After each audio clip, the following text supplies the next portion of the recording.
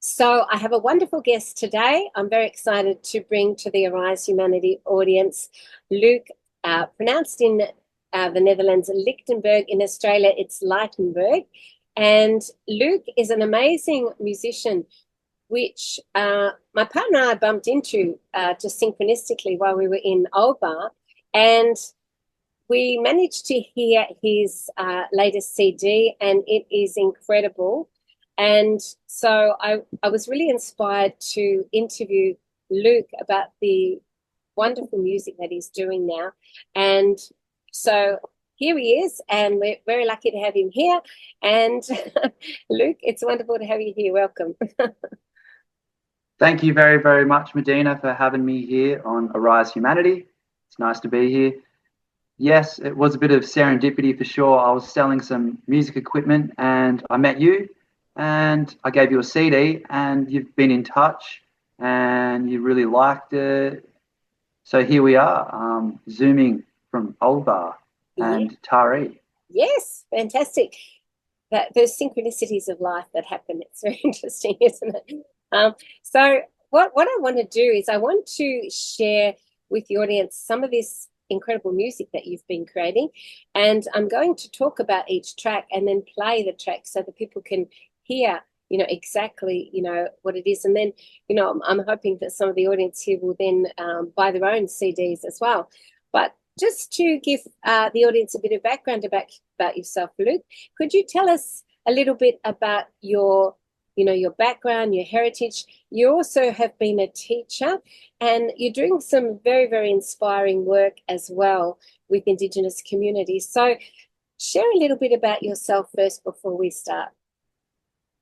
Absolutely. I was born in Taree and grew up in Old Bar and began playing guitar when I was really young and busking around the local streets and then starting a band in high school, playing around the local pubs and clubs and a few festivals.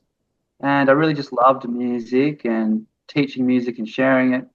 So I went up to Lismore and studied a contemporary music and education course. And meanwhile, whilst doing that, I joined a band called the Swamp Stompers, who toured relentlessly around Australia, and we also went to Europe. And since finishing up that, I've been on Australian Idol and done a few shows in America and have been pushing a one-man band project, which I've been touring up and down the east coast here of New South Wales. And I've recently had a new manager who put me in touch with a fella, Buzz, who recommended I go over to Ayers Rock and teach in the local Mutijulu community, and I've been recording some bands there and teaching some young kids about nutrition and music. And I am planning on recording with Buzz, and we're going to do some tracks together, and I'll be releasing that soon. That's really exciting. I love the way that you're giving back, to the community with the kids as well. And obviously you have your own original, I don't know if the word Aboriginal is a good one or not, I don't know, but original sort of heritage as well as from the Netherlands. What's your actual heritage? My heritage is Dutch, Italian, Australian, and a citizen of the earth. Oh, okay. Yeah. Oh, beautiful. Okay. So you have a wonderful connection to young people, and I think that's really important as well with the music, and getting kids involved in music is so important. And the synchronicity of my background, you said, looks like Ayers Rock, so that was interesting as well, because you're very... It does look a bit like Ayers Rock on the sunset. It changes all different types of colours, and I've certainly seen it turn red and purple like your background there, Medina. Yeah, that's interesting. So you mentioned as well that you went to Australian Idol, and that would have been quite an experience. From my perspective, as I watched that, and I'll leave a link below for people that want to watch that video of you on Australian Idol. To me, you have a sound that is very unique, and it's not a sort of a box that would fit in the Australian Idol category. I find that you are too sort of, your music is too special, and it's just, it doesn't fit in that category. And to me, I think that you're beyond that. And but I understand how people, that they do try for these things, because as a musician you want to get as big a platform as you can, and I'm sure it probably led to opportunities as well. But Well, thank you for saying that, Medina. I'm going to take that as a compliment. The three judges, Marsha Hines and Amy Shark and Carl Sanderland, said the same thing, actually. They suggested I keep going with what I'm doing because I'll be able to maintain the control and do things my own way. And I've done that, and it's been going pretty good so far. fantastic, because you had a didgeridoo in your performance, and it was brilliant, and it just really stood out in my eyes. Was the experience good for you overall going on the show? Yeah, it was a good experience. I did learn a lot, mostly that I have some TV training to do and television training. I wasn't really prepared for the amount of takes they were doing and the redos of certain scenes and the reality TV side of things. So I have a lot to learn there. And I would even say doing things like this with Zoom and stuff too, like it just takes a certain way of speaking and understanding how you come across. So Yeah. I've certainly done my 10,000 hours in music and performing and things like that, but I did learn a lot in the TV aspect of things. Sure. Well, it's different performing musically to talking on that level, about yourself and things. And often musicians, that's not their natural forte, because they're a musician, because they're expressing themselves in that way. So it's often. Well, the performance itself, playing and singing, I felt right at home. I really enjoyed it. And I think you can tell by the video that I was having fun with it, and the judges were impressed. I had 3 out of 3 yeses. I was through. But I think it was more the TV side of things and stuff where I need to work on and perhaps find my own way. I don't think that your sound necessarily fits their criteria, because the guy that got through over you was very country, and that's sort of much more of a stereotypical thing for them to go with. So yeah, I think you're better off doing your thing as well. So, but yeah. Thank you. And even the guy that got through himself messaged me on Instagram and said, "You should have got through, man." And I said, "Oh, thank you for that." But at the end of the day, it's reality TV, and they're looking for their token people, and I didn't fit that category. Exactly. So that's okay. That's what I'm saying. And that's all good, because everything's in divine alignment. So, yeah. So now what I really like to do, and I've got a gale blowing here, so my hair keeps going my face. But anyway, I wanted to ask you about this incredible CD that you have created, and I'm going to play each song after we talk about it. The CD is called Calm Before the Storm.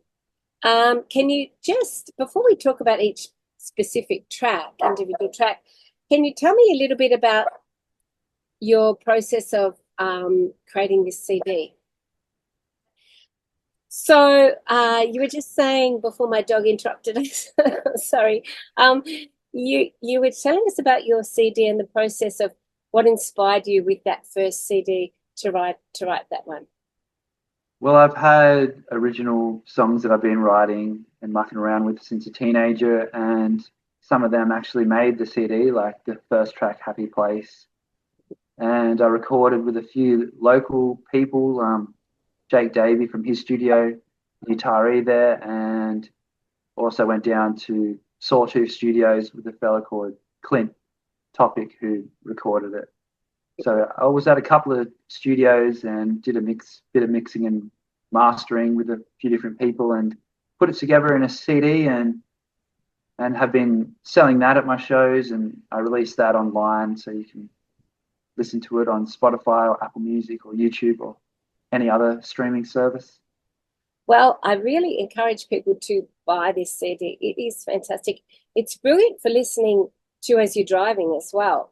It puts you in a really great frame of mind. So that I want to talk about each track. So the first track is Happy Place. And as we were driving along, you're singing about, I want to be in my happy place. And my dog had this big smile on his face. And I said to my partner, he is definitely in his happy place. Your dog found his happy place. Well, I'm glad. I'm not sure if that was the music. Maybe it put you in your happy place and your dog lives vicariously through you, Medina. Could We're be. both happy. That's good. But so tell me about, when you wrote that song, what inspired you for that song? Well, I was about 19 when I started writing that song, and I jammed with a few different bands, one Lucky 13 at university, and a few friends here and there. But it wasn't until at the age of 24 that I actually recorded it. It's a song about finding your happy place within yourself and doing what makes you happy, and finding your purpose, and sort of not needing anyone to validate you. And some of the lyrics is, the offshore guides me to you and the onshore guides me home. It's basically about waking up early on the east coast of Australia and going surfing with your board and your wetsuit, and usually there's an offshore in the morning early, and that sort of pushes you to the beach. And when you've surfed for a couple of hours, the wind usually switches around to the onshore, and the cool air from the ocean wants to come back to the land, and that guides you home. That's fantastic. The song is a really, really chilled vibe. It reminds me a bit of like Bob Marley or something like that. And great to listen to as you're driving. It puts you in a really good sort of frame of mind. So that's the first song. I'm going to play that now.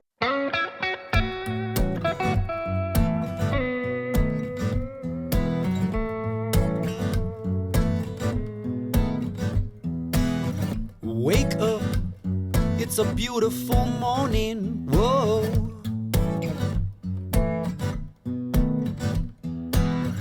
I can hear the ocean calling, it's calling my soul. The offshore guides me through, and the onshore brings me right back home. There's so much you can do, all on your own, singing all alone.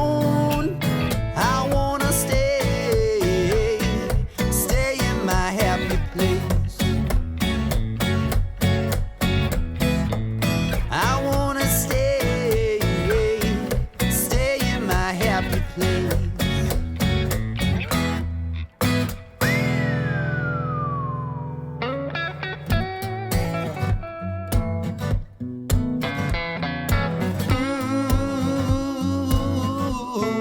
I know you feel it too.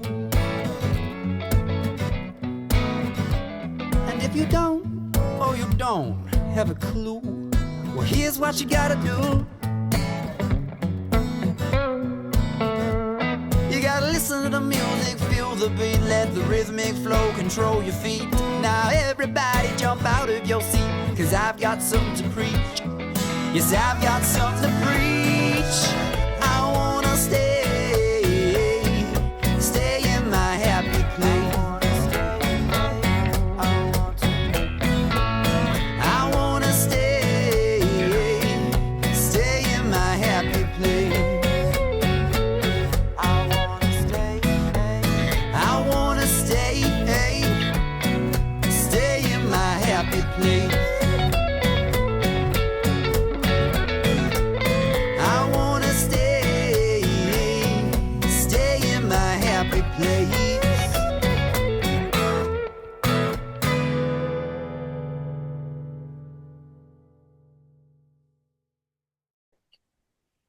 And the next song that I want to talk about is the second track on your CD, Granddad's Leather Jacket. This is a beautiful song. It's quite poignant, obviously about your grandfather and his leather jacket, and how you stitched it hand by hand as a sort of memorial to him. There's a beautiful few lines in the chorus, and then there's a few lines that are really hard to make out. Could you tell me, in the chorus, when you talk about he was a rock star, and then you mentioned that he also been a heavy drinker. But then there's a couple of lines after that that I didn't quite catch. Could you tell me what they are, those lines after that, before you say, "Oh, Grandpa"? The lyrics are, "Is it true that you reported that someone stole your car when you just forgot where you parked? Oh, Grandpa." Ah, interesting. Because he was an alcoholic, and the story is that he had a bender one time and his car wasn't out the front of his house where he thought he'd parked it, and he called the police and reported his car stolen, but then it was just around the block parked under a tree. So it's kind of funny, but it's also kind of sad at the same time. And it was just a story about him, and I thought I'd put that in there. Wow. Because I didn't really know him. And that was just a funny story that my grandma had told me about him. There's real poignancy about him, because you say as well, it's hard to miss someone that you haven't actually met. Yeah, no, I never met him. Yes, yes. But you still have a sense of him and what he was like. And then you talk in the story about him having an article in the bulletin. When he passed at 82 years of age. Is that correct? Yeah, that was like his eulogy. Yes. Was a notification saying that he passed. Because I did some research, because I was writing the song for the lady who helped me wax and fix the seams and do up the buttons of the jacket. Lovely. And when I was doing some research about him, that's when I actually found that bulletin in the Gold Coast paper. Wow. Wow, that would have been a moment to find that. But do you still have the jacket with you now? I do, yeah. Oh, that's beautiful. And you can hear that sort of, it's a bit of a longing in the voice of, making that connection, with him. It's really quite beautiful, that song. Well, that's exactly it. So I had the jacket at university and I'd wear it sometimes, but the pockets were all starting to bust off, because it's a really beautiful jacket. And it's like an old jacket from the Netherlands, and they don't really make them like it anymore. And I wanted to fix it up, and there was this shop in Bangalore there, and there was this lady who was a wax maker, and she did all kinds of things like leather shoes and waxing jackets and waxing different things. And she had a great shop in Bangalore, and I called in there one time whilst doing a placement at Mullumbimby Steiner School, and I had the jacket with me, and I told her the story about not actually knowing my granddad, but I have this jacket that was the only thing that was passed down, and I want to fix it up. And so I used some of her tools in the shop, and over a couple of days we worked together and made it look really, really nice. And at the end of it, I said, "Oh, so how am I going to pay you for this? How much is it? Because obviously I've used all your tools and your equipment." And she goes, "Oh, just write a song about this jacket, because obviously it's sentimental to you, and that'll be my payment." So I said, "Fine, yeah, that's really nice and kind of you." So I went home that night and cracked a bottle of wine at my share house there and sat down and wrote out Granddad's leather jacket, and then sent that to her. And I thought it was a good song, so then I decided to put it on my first EP as the second track. That is beautiful. What a beautiful story. She was an amazing person then, wasn't she? She was an amazing woman. Yeah. Oh, how lovely. That's so gorgeous. Well, we're going to play that song now.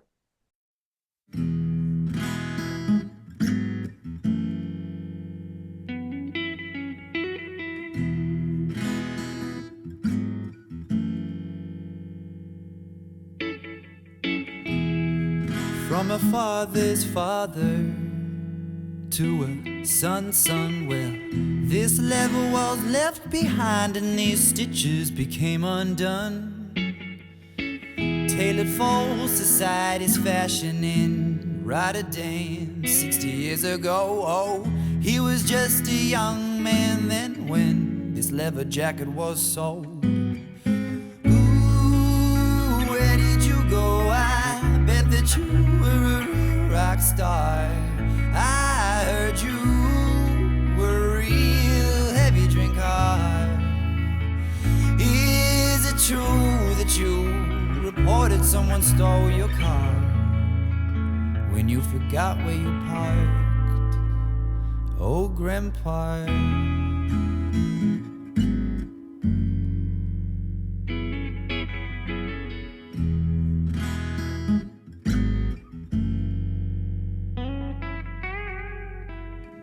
I googled your name, found a tribute from the Gold Coast Bulletin. It read you passed away, 82 years. How come no one knew of it? Ooh, where did you go? I bet that you were a rock star. I heard you were a real heavy drinker.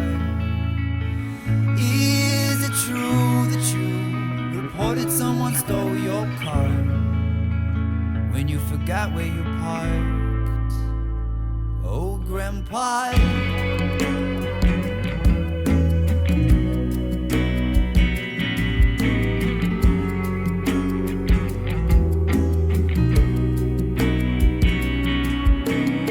A lovely lady taught me how to sew and wax. With my own two hands I fixed your jacket, piece by piece, stitch by stitch, front and back. I thought of you and what you're up to and where have you been. It's hard to miss a face that you've never seen.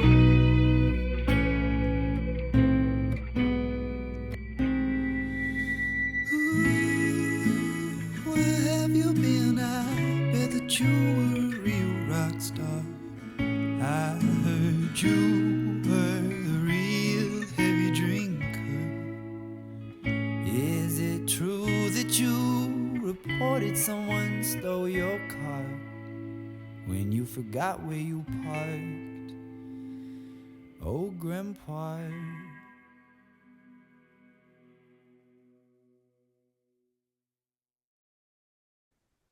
Okay, so moving on to the next song, Parking Ticket. It's amazing how you can create a positive thing, which is a song, from a negative event. So, Yeah, that's it. That's turning a pig's ear into a silk purse, or what do you say? So When life gives you lemons, sometimes you've got to make lemonade. that's it, exactly. And, you know, it's like with songs, you want them to be relatable. So it's not obviously all about the happy times, the good times. There's also things that are crappy that happen that you want to be able to share, that the audience will then, you know, relate to in their lives. Oh, yeah, I know when that happens. So you've written a great song around getting a parking ticket. Can I ask you, did you ever, because you say in the song, I wonder if they're going to catch up with me. Did they catch up with you on that parking ticket? Yes, they did, Medina. They have your registration and that comes to your address. So it's pretty self-explanatory with the title Parking Ticket. Yeah. I was touring pretty hard at the time and playing lots of shows, and one of the places where I parked it to a van got a parking ticket, and it was in between shows because anyone that's been on the road knows that you're sort of going from one place to the next, to the next, to the next. And I actually didn't even have time to really stop and deal with it at the time because I was just going. And if I had done that, I probably would have been late to the next show. So I only noticed it when I was actually moving in the car, and it was sitting, the bit of paper was sitting on the window underneath the windscreen wiper. Yeah. And so that's part of the lyrics of the song there. And then it just blew away. Yeah, I might have gave it some help. I turned the windscreen wiper on even though I was sunning it. Yeah. I mean, it's paper. I hope it broke down and didn't cause too much of a stir to the environment. But yeah, of course it catches up to you because they've got your registration plates, and I did pay that parking fine. But I thought rather than sit there and moan about it and whinge and become all bitter, I'll be better and I'll write a song about it and put it in my EP, make the money back from the ticket. Great, that's great. I love that. So yeah, we can all relate to that sort of feeling in life when things like that happen. And I'll play that song now.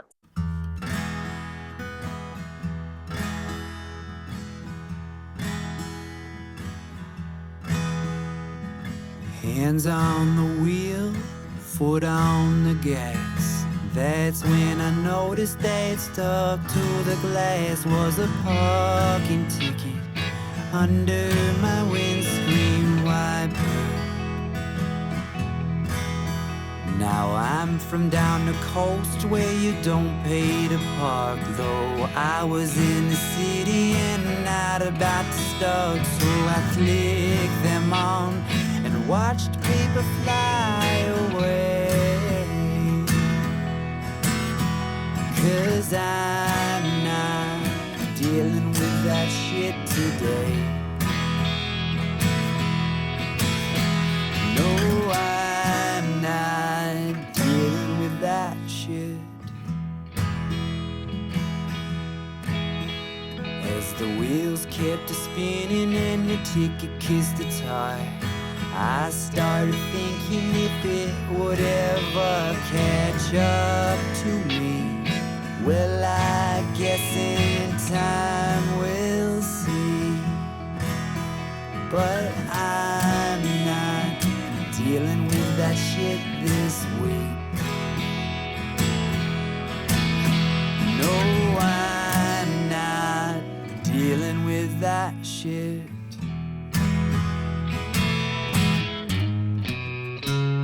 I've been traveling for so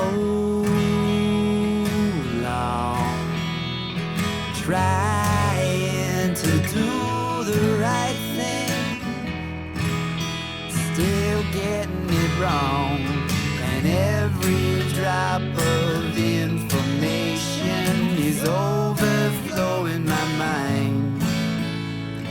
I need a place to hide. I'm not a very nice guy.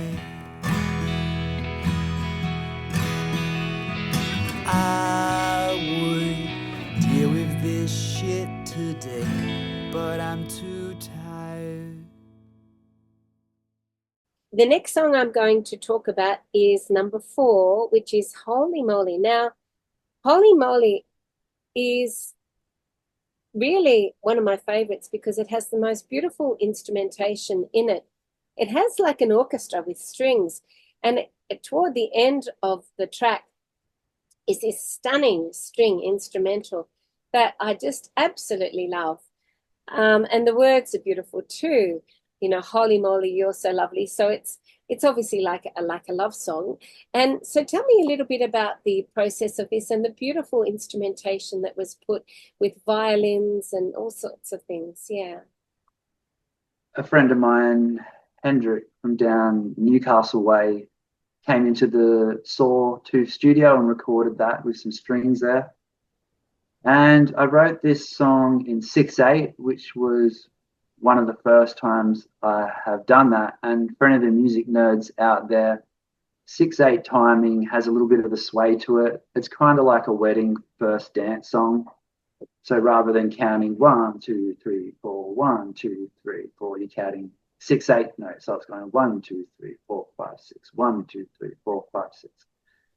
And that kind of sways and reminds me of the ocean and has a bit of a rocking feel to it, or a swaying feel, and it's a bit sleepy and it's relaxed. And there was this friend that I met up at university, and she sort of just made me feel this way. And it's a bit of like a friendship love song, and so it sways and has a lot of acoustic guitar parts that have a lot of reverb on it. And yeah, it's a bit of like a relaxing song. It's really beautiful. I love that. And the instrumental part toward the end is, yeah, stunning, stunning. Well done. So I'm going to play that one next now.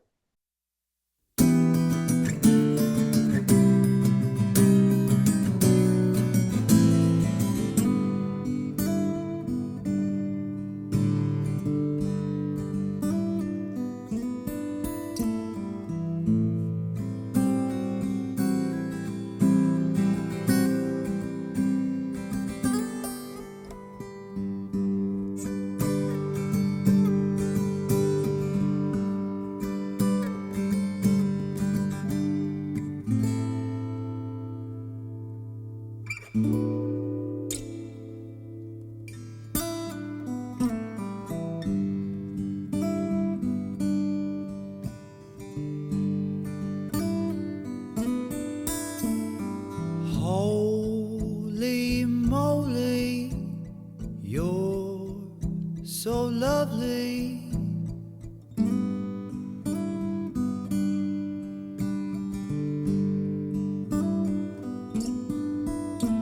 If only you would hold me, well, I can never be lonely again.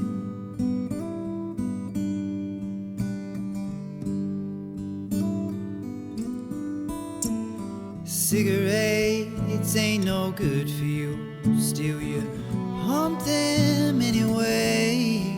And somehow it looks beautiful as the smoke it fades away. Doing things you shouldn't do, but at the end of the day, go do it your way. I guess it's okay.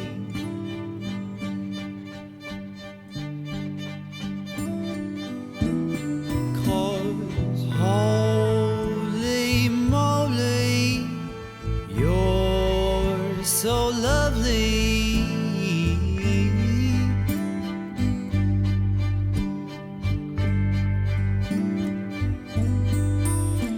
If only you would hold me, well, I could never be lonely again.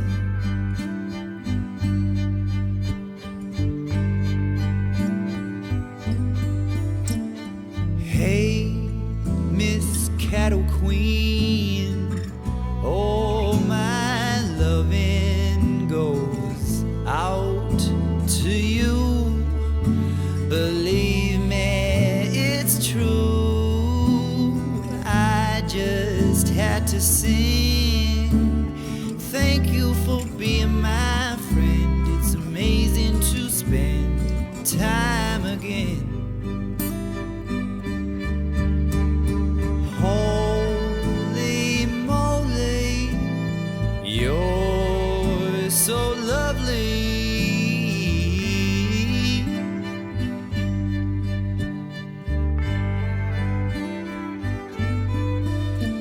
If only you would hold me, well, I could never be lonely again.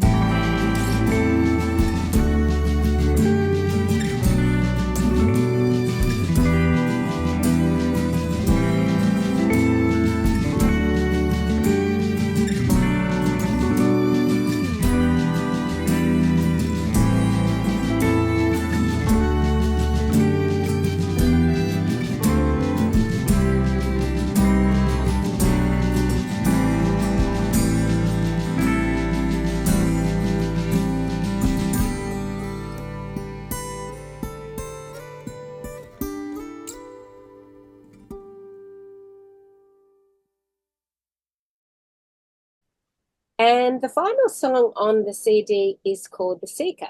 So The Seeker is you encouraging people to follow their dream. And Yes. you know, it's great how you're working with kids. So this is your anthem, I guess, for them as well, to follow your joy, follow your dream. So tell us a little bit about the evolution of that song. Yeah, I have been working with kids and trying to inspire them to follow their dreams, and some have, and they've achieved great things, and others don't want to know about it, but that's okay. That's kids and students, isn't it? This song was written with a friend in mind who was a bit of a larrikin footy player, jock type of guy, forgive the stereotype, but I'm just trying to paint a picture here. And he was at university doing teaching, and he decided this wasn't really for him, and he wanted to pursue acting, which was quite shocking to me, and I'm sure it would have been to his parents and entourage. And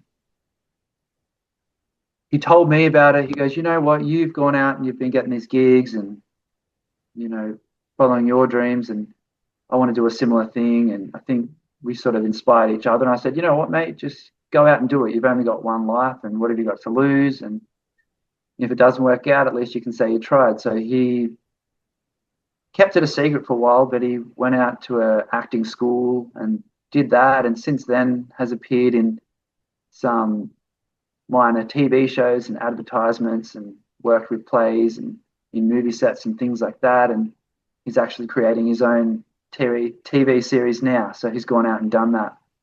And this song was for him, basically to say, go out and follow your dreams. Your secret's safe with me if you want to do that. And I'm sure it's not going to be a secret when you begin to be proud of yourself and put yourself out there. Oh, I love that. That's so good. I'm glad to hear he's doing well as well with that. I think if you put your energy into the thing that inspires you, you're naturally going to have momentum behind it to succeed, because there's an energy behind it. And I think in life it's easy to, when you're young, to follow people's expectations of you, or the expectations of society, or the expectations of having a income, survive, all that sort of thing. But many good spiritual mentors and teachers teach that when you put your energy into what is your joy and what is the thing that you're passionate about, you're just naturally going to find a level of success anyway. And when you're putting that energy out there, I feel like it's only then you'll get to that horizon where you'll meet like-minded people that you can help and can help you. And you begin to look back at the bubble or the small fishbowl that you were in before, and you realize that it's a huge, big world out there, and you can find new social groups or a new tribe or new friendships that will inspire you more than, I don't want to say put you down or be negative, but maybe not be positive in the way that you want. And if you just hang out with those same friends that you met at school or in your first job and things like that, it can be a little bit restrictive of the individual to really pursue that passion project and develop it and be inspired by it. You have to travel and find people that are like they are out there, and you won't find them until you actually take the leap. And that can be scary, because a comfortable income with a solid job is safe, but the safety isn't where the magic always happens. Sometimes you've got to take a little bit of a risk and put yourself out there without a clear direction. Just maybe you might just have to manifest of what the goal is. And then if you can imagine that and be as specific as you can with details, then the universe, not straight away, but eventually will start providing the opportunities for you. And it's real. I mean, it's not like it's magic, even if you look at it in a scientific point of view. I think if you can just manifest the end goal and what you want, whether that be money or a new love in your life or to travel, if you can just manifest that, it doesn't even matter if you're slugging it out at what you might think is a dead-end job at the time, or you're in a relationship you don't want to be in. The universe will provide opportunities, and it might be something like a new job offer comes up, or you meet someone new, or you run into some financial assistance, or you lose some baggage that was right for you and you needed it to go. And eventually you'll find out where you need to be. It's kind of like if you and Tony Robbins does this, the guy who's a bit of a motivational speaker. He says that if you close your eyes and think of green for 10 seconds and open your eyes, you'd notice like a lot of the green things in the room. But then if you close your eyes again and then think of things that are red, you probably won't be able to remember what was red in the room because you were thinking of green. But I didn't deliver that as good as what he does. But the thing is, what you focus on, you attract and you become. So where thought goes, energy flows. So you need to try and just keep manifesting the good path and taking action as well, not just thinking about it. You got to do it. Go out and do it. You sound like a very wise starseed. He's coming. Excuse me, did you say a Darcy? Starseed. A wise starseed. You know, okay. like I haven't heard that term before, Medina, but thank you. I'll take that as a compliment. Yeah. These sort of knowledgeable new souls that are, well, they're old souls really, that are coming in now with knowledge to share, to help move the planet forward, you know, in its ascension.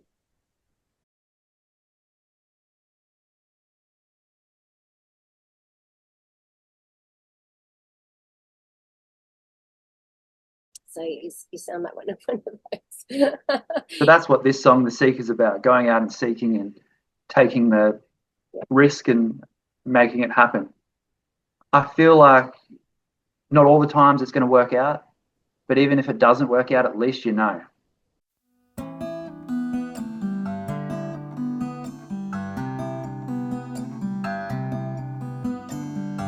My friend said he's tired of working, and his dad thinks he's just jerking off. Well, besides that, he's been learning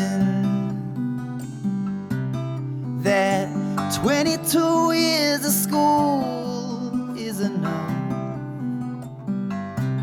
So go and follow your dreams.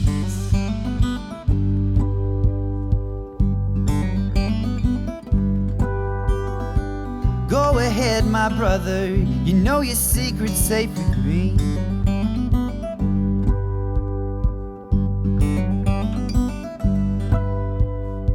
Go and catch the plane and fly across the sea.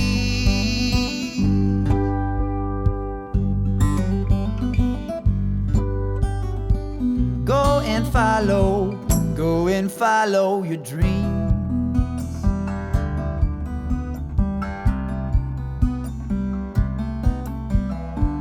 You could spend your whole life collecting gold till you're rich and cold, regretting all the things that you haven't done.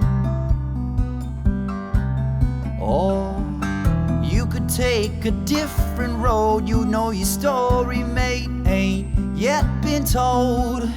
Go and live your life while you were young. Go and follow your dreams.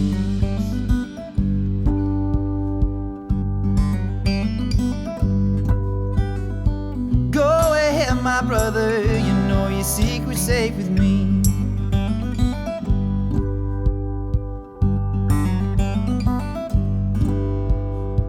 Go and catch the plane and fly across the sea.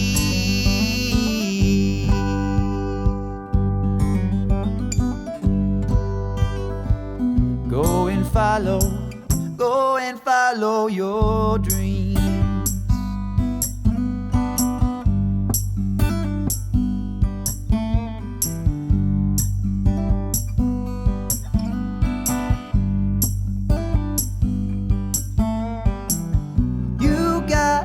Ticket, so jump on, don't miss it.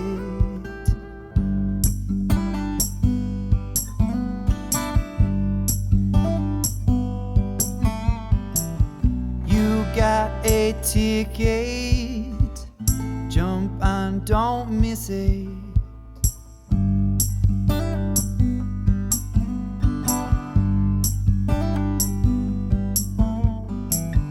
Go and follow your dreams. Okay, well, that's the CD. I'm going to leave the link below for anyone that wants to purchase the CD. I've got the link below where you can, what's the best place to purchase it, the best link?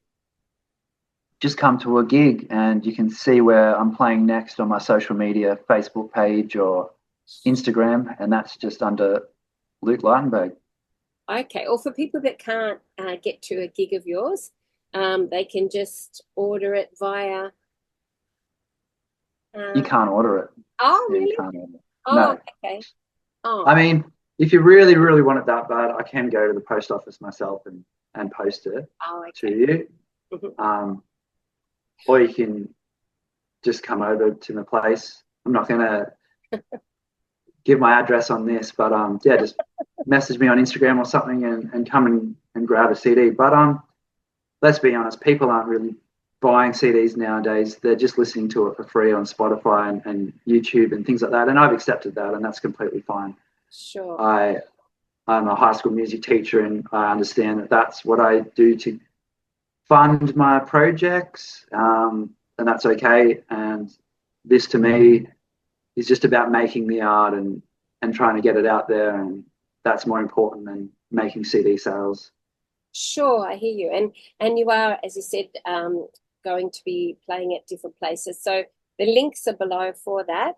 And then you're off to the Ayers Rock to help there with making some more music and also Yes, I've been out to the Northern Territory at Ayers Rock a couple times now and plan to go back. I've been recording a local band there called the Muttajulu Band, and I've been working with some kids there and teaching them about music, and it's been such a blast. They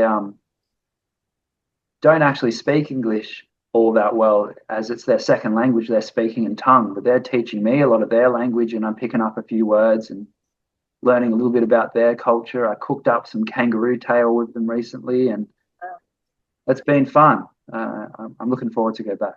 Oh, that's brilliant, Luke. Well, we've run out of time, but thank you so much for this interview. It's been so wonderful to chat with you and to be able to share your music. So thank you so much. And thank you for giving me a go and having me here on Arise Humanity.